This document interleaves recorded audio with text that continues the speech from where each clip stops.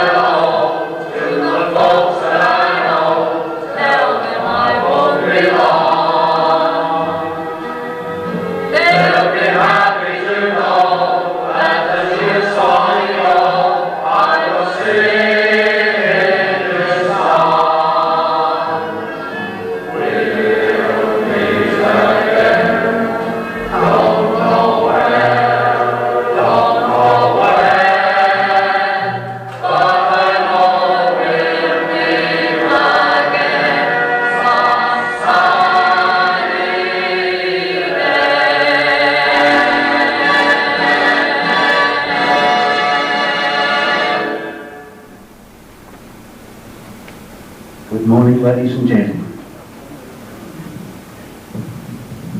Welcome. Thank you for being here. We gather today to mourn the passing of David Conduit, or Dave. We gather to say our final farewells, and we gather to pay tribute to David's life of 82 years. Now, if I'm absolutely correct, David passed away the day after his birthday. Birthday was on the 3rd of June, and David sadly left us on the 4th. And I'm going to say a life lived to the full. A life full of energy, full of enthusiasm, full of integrity, full of hard work, and full of fun.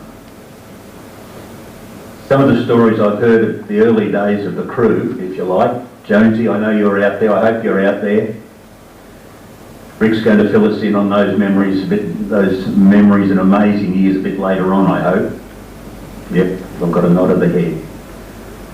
And Jan, for all those wonderful years that you and David have shared, both made your own memories, and doubtless your heart's broken. We're thinking of you. Now, David wouldn't want us to be here too long. Rather, he'd prefer having a beer with you all.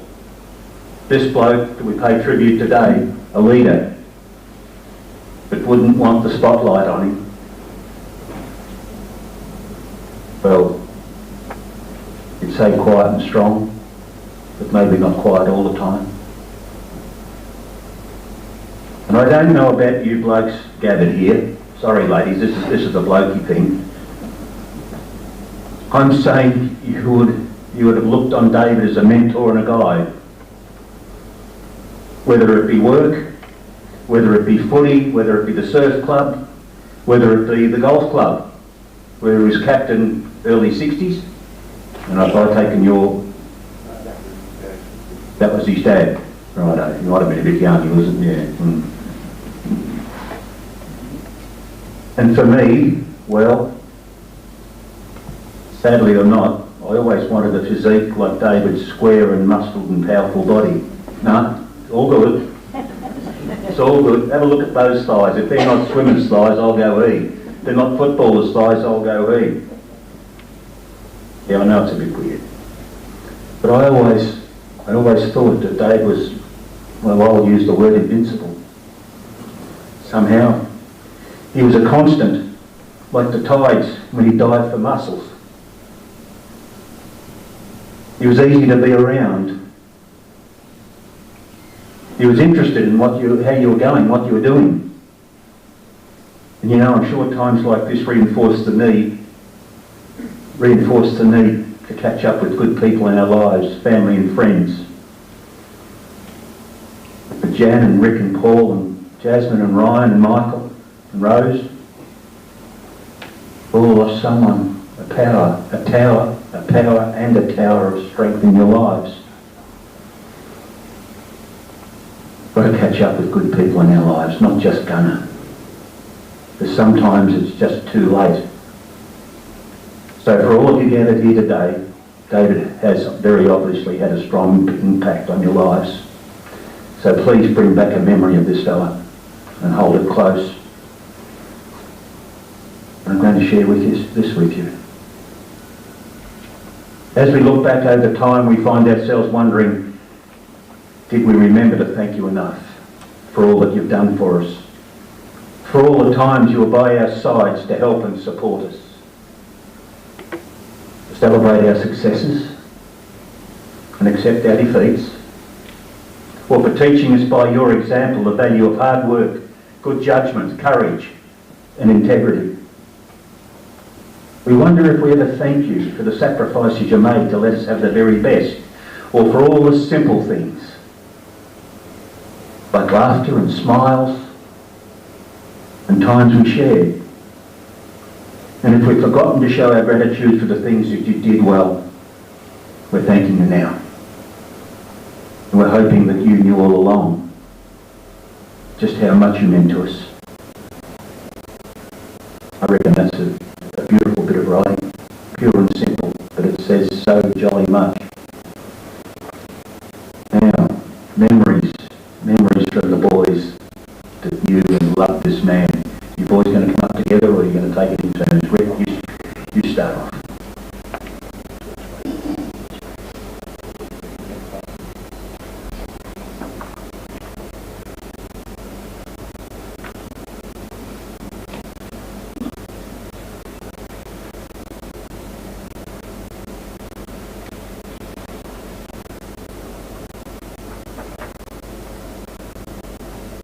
Technology, eh? Sometimes it works and sometimes it doesn't. Hey everyone.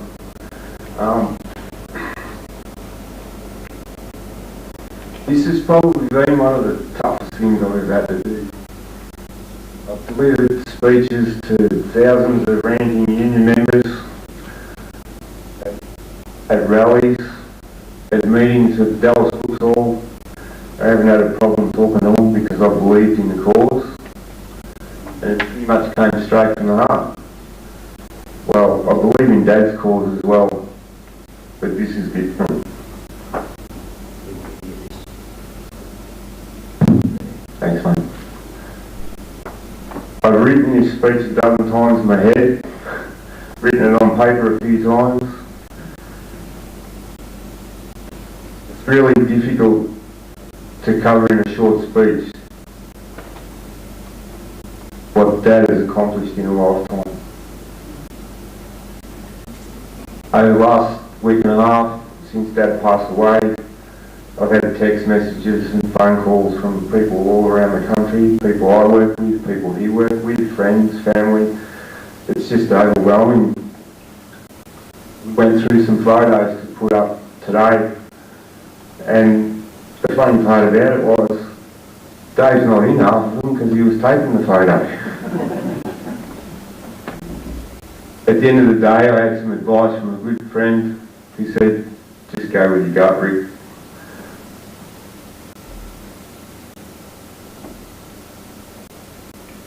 So here we go. David Osborne Conduit was 82 and one day when he passed away suddenly on the 4th of June. Son to Doug and Irene, younger brother to Alan, husband to Carol and then Jan, father to Paul and I, grandfather to Jasmine, Ryan and Michael, carer and provider to his family, always supportive of his relatives, a great mate to his friends, an excellent tradesman, champion sportsman, a loving, humble gentleman who made a lasting impression on every person he met. In the early days, Dad was born in Melbourne somewhere, I can't remember, but they lived in Brighton and his mum and dad run the Brighton Beach kiosk and hire boats. Funnily enough, at 4 or 5 they moved to Lakes Entrance and by the sea again here. Early days he went to the primary school here in Lakes and then the tech school in Bairnsdale. Funnily enough, we both had the same teachers. They both were not real good teachers, but they remembered us pretty well. He was a great swimmer. I'm not sure if his swimming started at the school sports at Tech or whether it was a surf life saving club here in Lakes. Either way, he was winning titles and championships.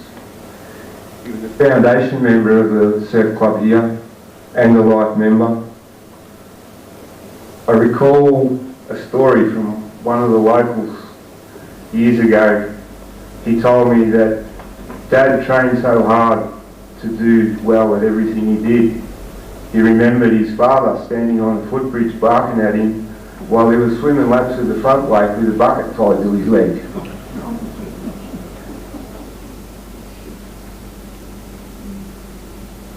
Footy was his go. He pretty much did everything here at Lakes, at this football club here. Player, coach, selector, trainer, many individual honours, but funnily enough, he never played in the grand final. I've heard people say he was the best player to pull on a boot. At Seagulls, I don't recall, but in his own words he did okay, but there were others who were better. Wes Richardson, Dennis McGrath, Wayne Esler, bloke named Paul Harrison, just to name a couple. In 1970, Dad stepped aside as coach of Lakes. The club had decided to embark on a new coach from Melbourne, hopefully in the pursuit of a premiership, which they had never won. You'd think Dad would go, new bloke's coming along, they'd sort of push me out, see you later. No, he stuck around. He mentored the bloke who came here, Wayne Skinner. In 71 they won the flag. Funny story, when Dad was trying to build a friendship with Wayne, he decided to take him prawning. The city boy didn't have a clue what he was doing. They rocked up at the lake, unloaded the dip nets and lights.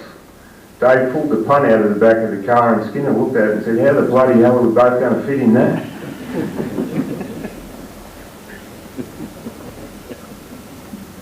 He was a champion squash player. He was involved here in the local squash club for many years. He had a bit of a crack at tennis, but he wasn't too flash at that, so he can't be good at everything. He played golf. He tried to improve his game. The reality was he was a bit of a hacker. Funny part about it is he had 2 hole-in-ones here at Lakes on the 11th, 1 week after the other on a Friday night in the chicken run. The first shot was the biggest shank you've ever seen. Should have ended up in the lake, hit a tree, bounced off the bounced off the grass and ended up rolling onto the green straight in the hole. A week later, I said to him, I bet you couldn't do it 2 weeks in a row. He goes, no, probably not. And he shanked another 4-iron, landed, bounced, rolled straight in the hole again. 2 in a row. Couldn't believe it. He didn't get any record for it. There's nothing here on the boards in the golf club because they were in the chicken run on a Friday night, which was just a hit and giggle really.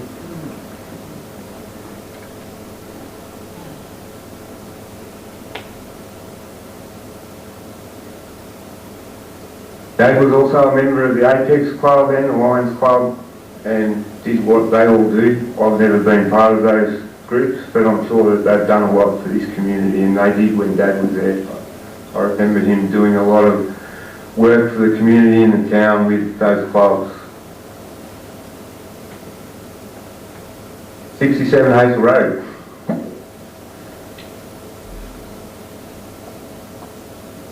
Dad pretty much built it on his own.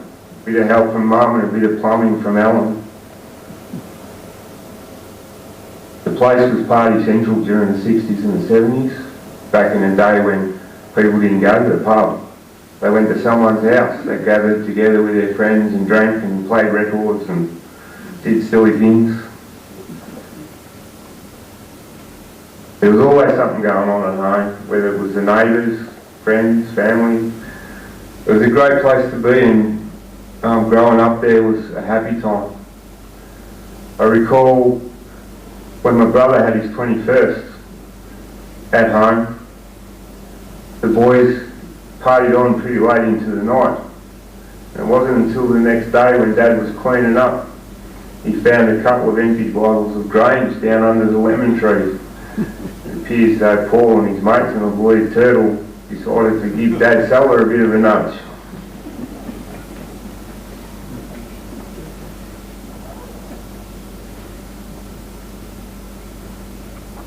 Another time, when there was an eclipse of the moon, like, really? You're going to have a party for the eclipse of the moon?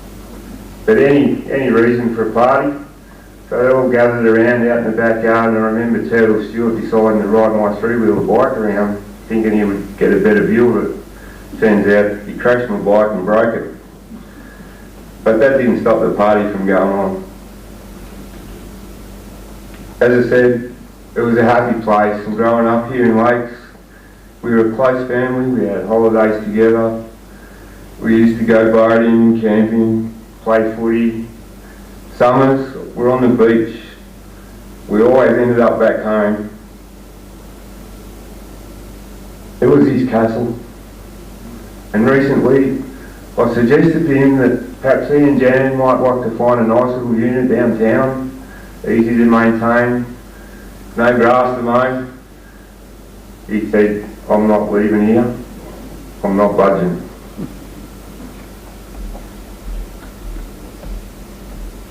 Dad was a typical country boy, hunter-gatherer, and loved animals.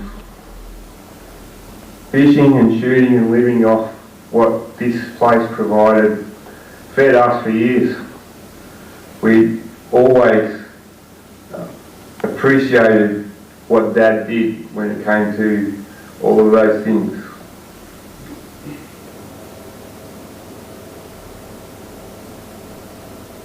We had so many great times with so many great people.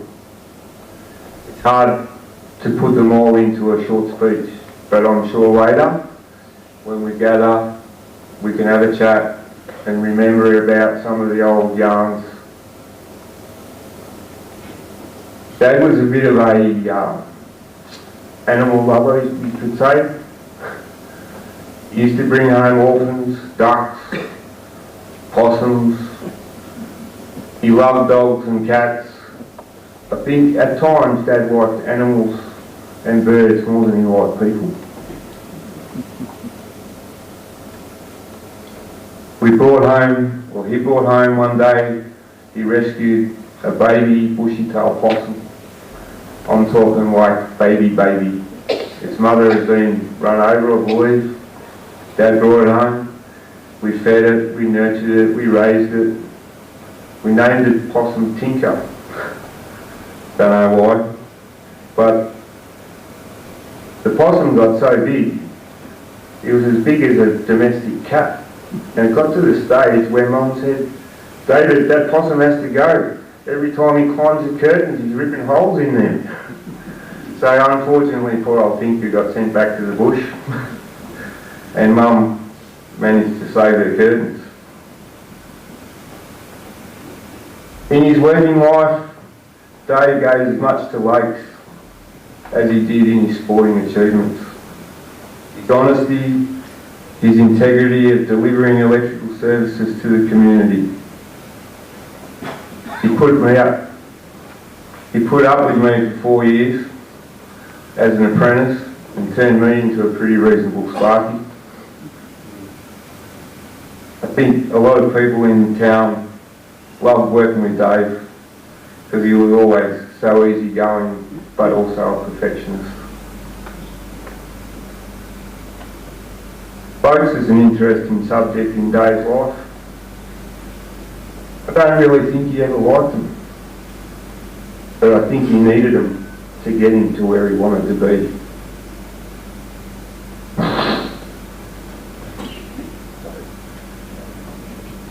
The boats were the vehicle that took him to places where he could relax, spend time doing the things he loved with his family and friends.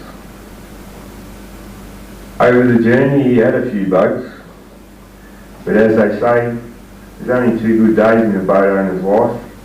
That's the day he buys it and the day he sells it.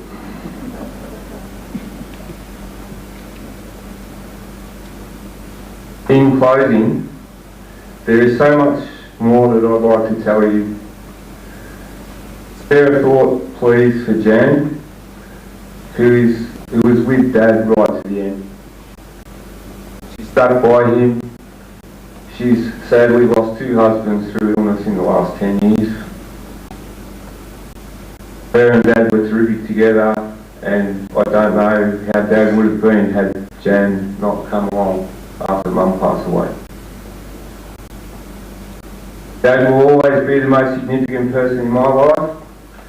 He was a great father, my mentor, and my best mate. He was always so supportive to Paul and I in all of our pursuits in life. He cared dearly for Mum and then Jan, and wanted the best for his grandchildren. I'll miss him. I'm not a big believer in the afterlife, but if there is one, as Rose said to me the other day, he'll be in the company of a lot of his family and friends who have passed before him. I'm sure every one of you have a fond memory of Dad, many fond memories of Dad. And although this is a sad occasion, it's also a celebration of his life. Last week after Dad's stroke, Jan said to me she was praying for a miracle that Dad would survive.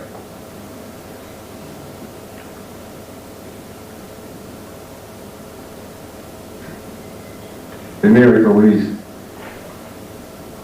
that Dad lived and had a wonderful life and gave so much to the people he cared about and for this town and this community.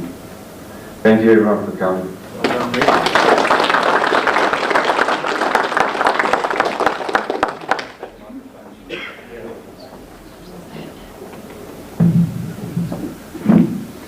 Just a quick thank you to Rick and Rose and Jan.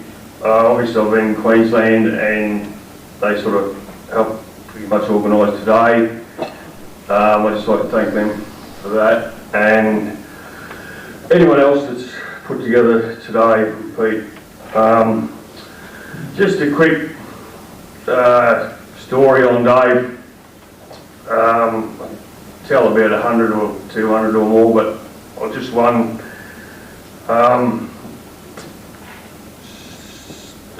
Dave and Carol had decided one weekend they were going to head off to Marimula, Narooma, whatever, for a bit of a holiday.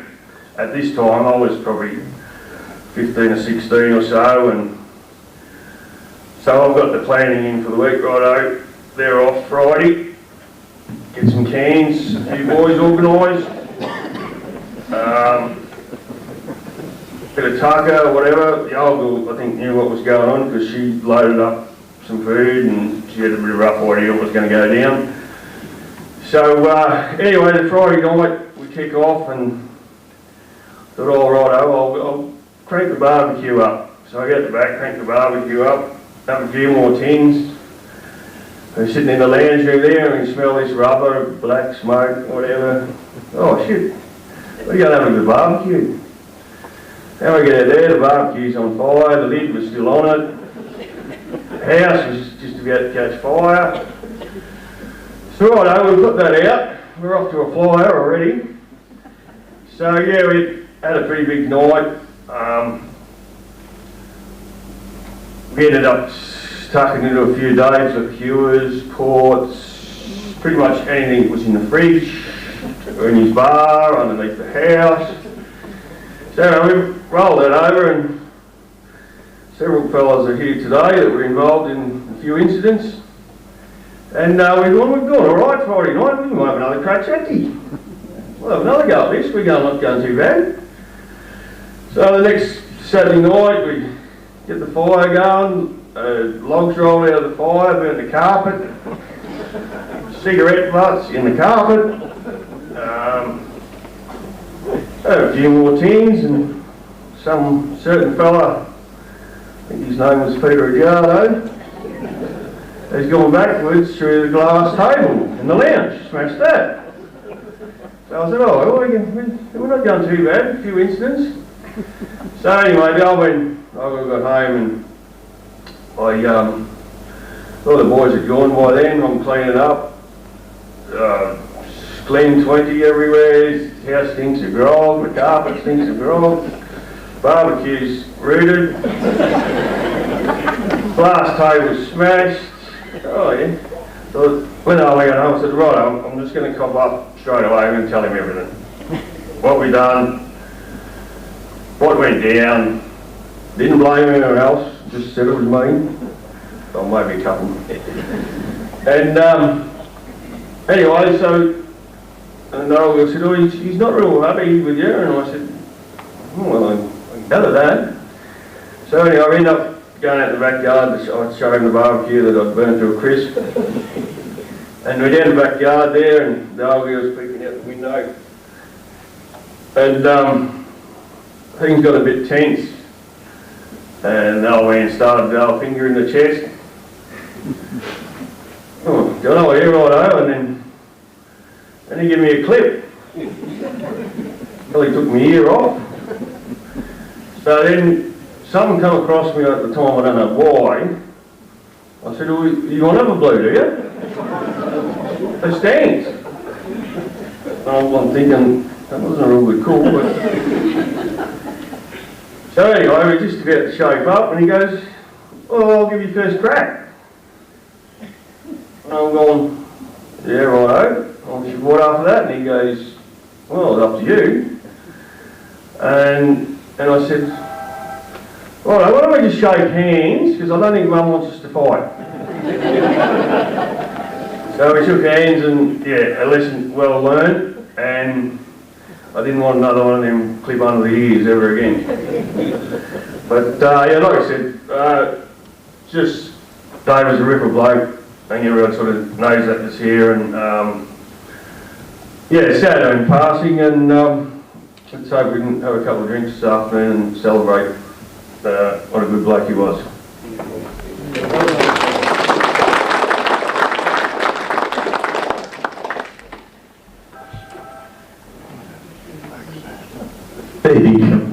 Income.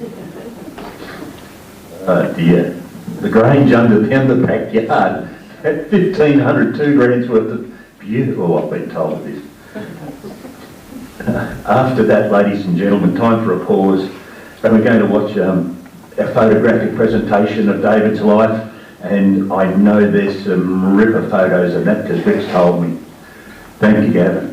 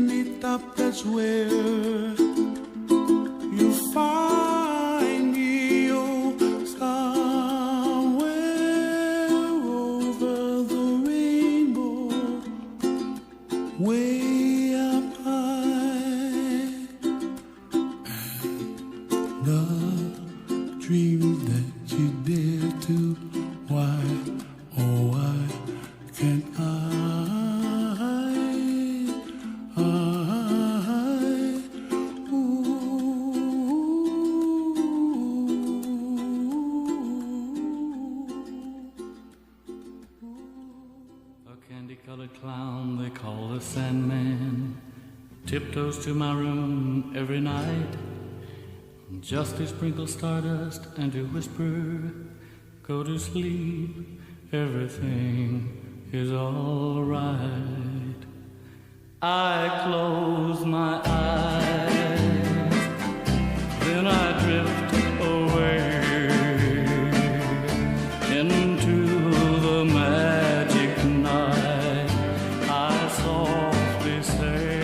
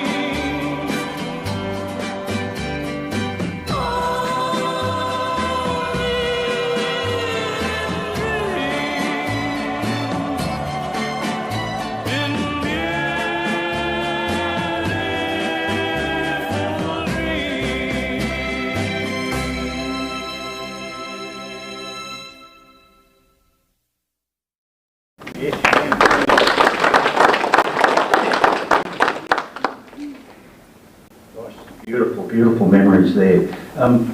Does anybody know if Carlton have finished playing footy against Richmond, who won last night? Oh, sorry, Rick. Sorry. Touchy subject. And you might have noticed David standing in front of the boys, the three of you, in full regalia, footy club regalia, just magnificent. You'll see the number 19 with David. It's a representation of his number. It's not his jumper, it wouldn't fit him for a start, but his jumper, the boys said, is just about ready to fall to bits, so we thought we'd just leave it as it was and have a representation that the mighty number 19 is there. Now, ladies and gentlemen, when our tribute to David's at an end, if you'd like to, we're going to go up to the cemetery, but if you'd like to stay here, Jan's going to be here. It'd be lovely to support Jan. We're going to be reasonably brief up there. Rick says, yep, do the job, come back and have a beer with you all. If you'd like to, before the boys get back, if you'd like to buy a drink, that's fine, but there might be something on the table when the boys get back. But please feel comfortable staying here rather than going up. I've noticed the sun's shining, but it's quite brisk outside, so very much up to you. We will not be long up there if you choose to stay here. Now, Jonesy, speaking of it's a bit brisk here, Alan Jones, a great mate of Dave's. You're up in Broome, I won't say that out loud.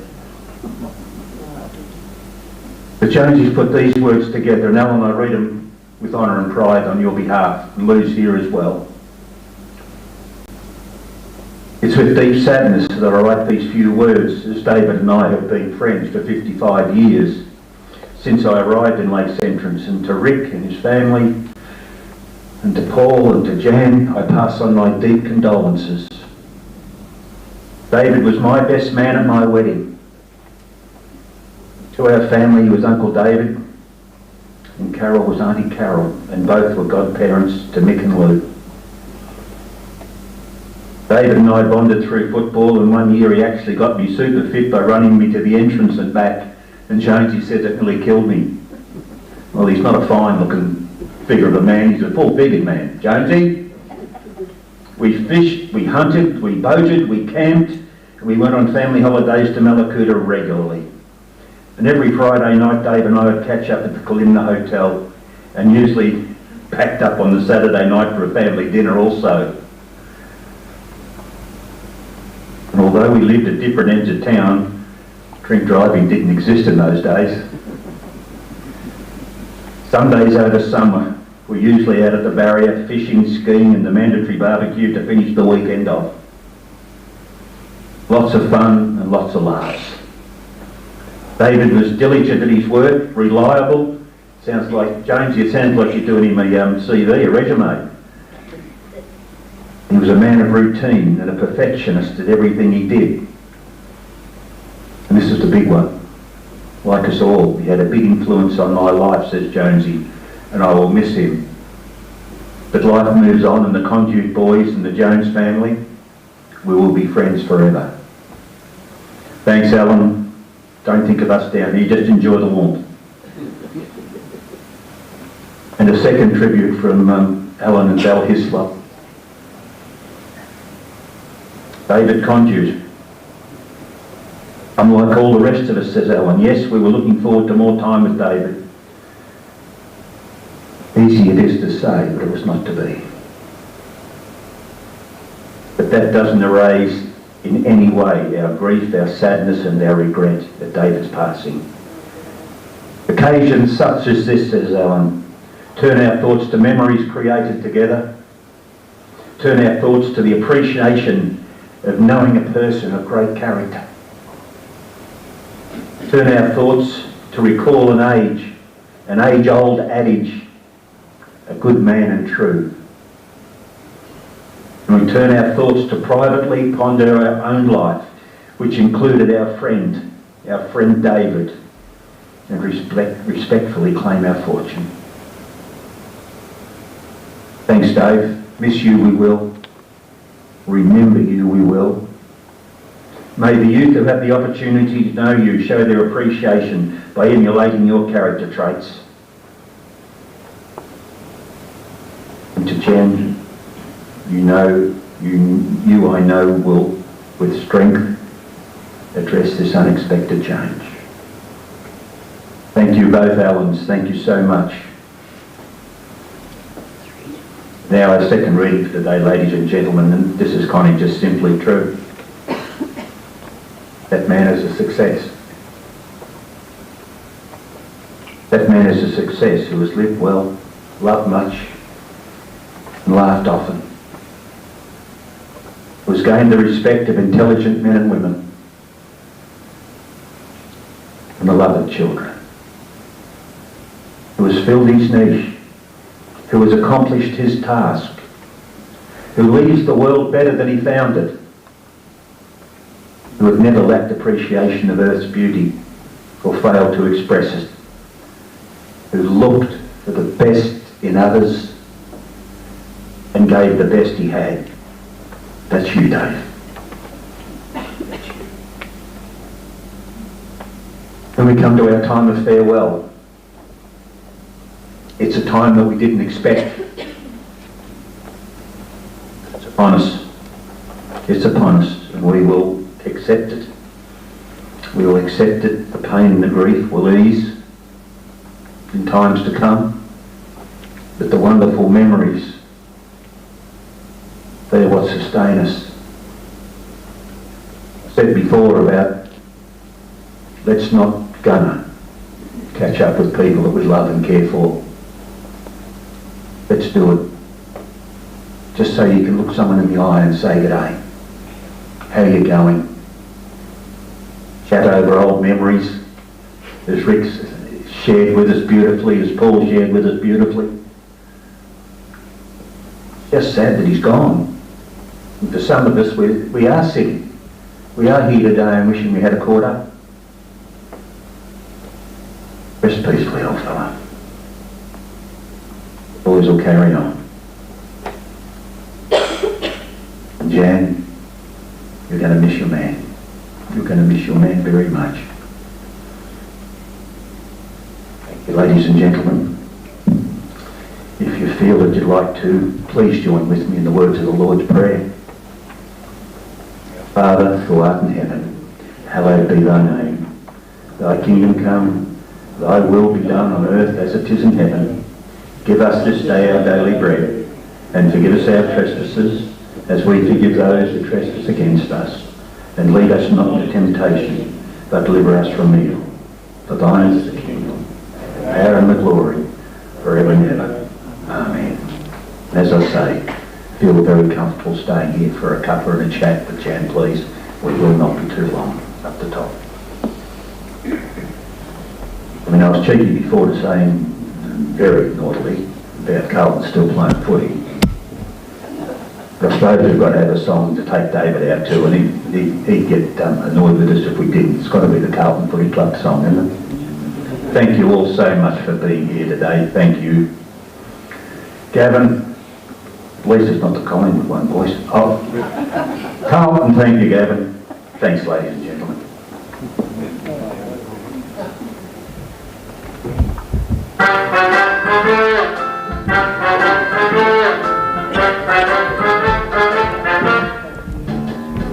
We are the baby blues. We are the old dog baby blues. We're the team that never lets you down. We're the only team old Carlton knows. We're all the champions they like to send up. We'll keep our end up, and they will know that they've been playing against the famous old dog blues.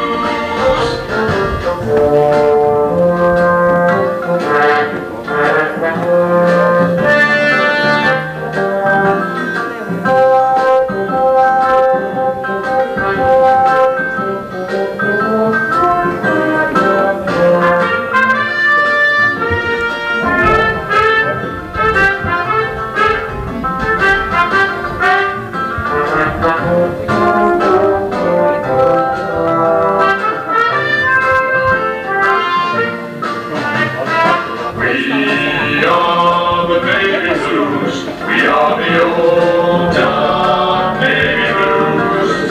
We're the team that never lets you down.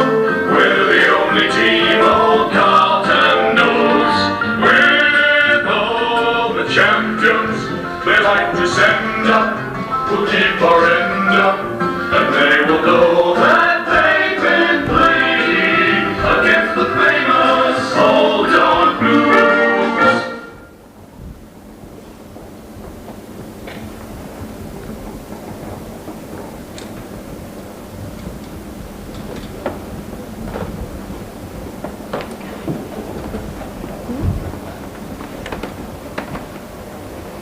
Usually Jane to go through the door. I we go through the door. Have you looked him up? It's all over. And the boys at the back. Thanks, Turn around Peter. and the feet face. Through this big here, mate. Just, you'll be right. Sorry, there.